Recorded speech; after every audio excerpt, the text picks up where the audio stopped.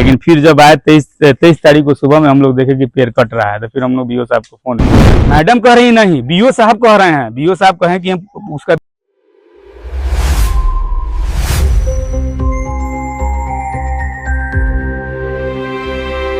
बिहार के पूर्वी चंपारण जिले के फिनहरा इलाके से सरकारी संपत्ति की लूट का एक बेहद चौंकाने वाला मामला सामने आया।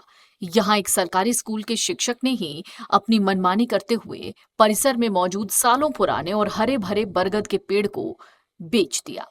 इस मामले में सबसे बड़ा सवाल विद्यालय की प्रभारी प्रधानाध्यापिका की भूमिका पर उठ रहा है। प्रधानाध्यापिका ने पेड़ कटाई के खिलाफ थाने में देने के लिए लिखित आवेदन तो तैयार किया, लेकिन उसे कभी थाने में जमा ही नहीं कराया। इस संदिग्ध चुप्पी और मामले को अंदर ही अंदर रफा दफा करने की कोशिशों ने कई बड़े सवाल खड़े कर दिए हैं। यही है कि सर हम लोग यानी 21 तारीख को बीओ साहब को फोन किए कि सर ऐसा बात है, पिछले आंधी में जो आया था 29 या 26 तारीख को आंधी आया था, उसमें पेड़ गिर गया था।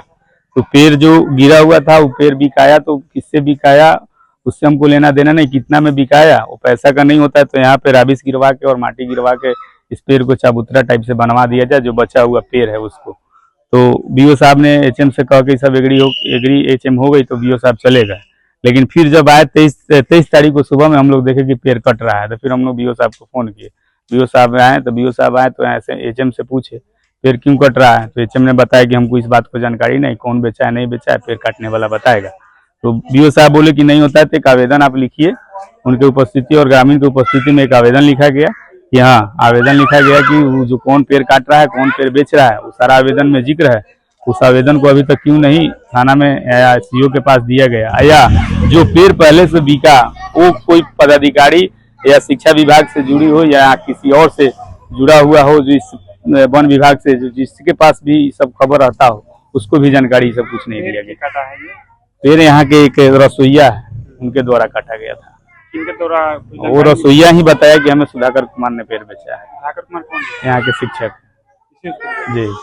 अभी ये पेड़ हरा है क्या? अभी पेड़ यहाँ पूरा हरा भरा पूरा पेड़ है। इसी को कटिंग, इसी को देख लीजिए, कटिंग किया जा रहा है, काटा जा रहा है। मनकरवा हाई स्कूल है, मनकरवा अपग्रेड हाई स्कूल है, मिडिल स्कूल है। क्या नाम है आपका? मेरा नाम प्रभु साहब है। घर मनकरवा। जब इस हरे भरे पेड़ का दूसरा हिस्सा काटा जा रहा था, तभी सूचना मिलने पर डायल 112 की पुलिस पहुंची और प्रखंड शिक्षा पदाधिकारी मौके पर पहुंचे। एक्शन मोड में आए अधिकारियों ने तुरंत प्रभाव से पेड़ की कटाई को रुकवाया और बीच बचाव कर मामले को शांत कराया।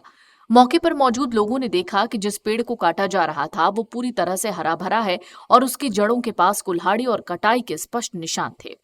प्रखंड शिक्षा पदाधिकारी कपिल देव राम ने स्थिति का जायजा लेने के बाद बड़ा बयान दिया। उन्होंने साफ कहा कि विद्यालय की रसोईया द्वारा ये पेड़ विद्यालय के ही शिक्षक सुधाकर सिंह के सीधे आदेश पर काटा जा रहा था। एक सरकारी शिक्षक द्वारा ही सरकारी संपत्ति को निजी समझकर बेच देना और हेडमास्टर का शिकायत दबा लेना सिस्टम में चल रहे एक बड़े खेल की ओर इशारा कर रहा है। बोल दीजिए सर। पेड़ काटने के दौरान में जैसे मनकरवा हाई स्कूल मिडिल स्कूल में जैसे आया, एक जैसे मेरे समक्ष जैसे प्रधानाध्यापक द्वारा एक आवेदन लिखा गया, जो आज ही से थाना में जैसे आवेदन जैसे दिया जाएगा। दिनांक कितने तारीख को सर पेड़ कटा रहा था?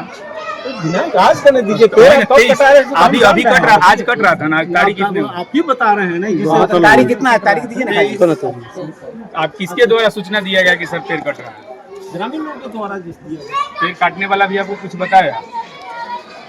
आप पूछे ना, ग्रामीण आपने पेड़ पूछा ना। काटने वाला जैसे क्या नाम है, रसोईया द्वारा बताया गया कि जैसे सुधाकर कुमार द्वारा जैसे अनुमति जैसे दिया गया, उसी के उन्हीं के कहने से पेड़ काटा जा रहा है। आवेदन दिया जा रहा है थाना में, 23 तारीख 7वां महीना हुआ। ठीक है सर। अब देखना है रक्षक से भक्षक बने ऐसे लोगों पर प्रशासन क्या ठोस कार्रवाई करता है। न्यूज़ पीआर के लिए मोतिहारी से संतोष राउत की रिपोर्ट।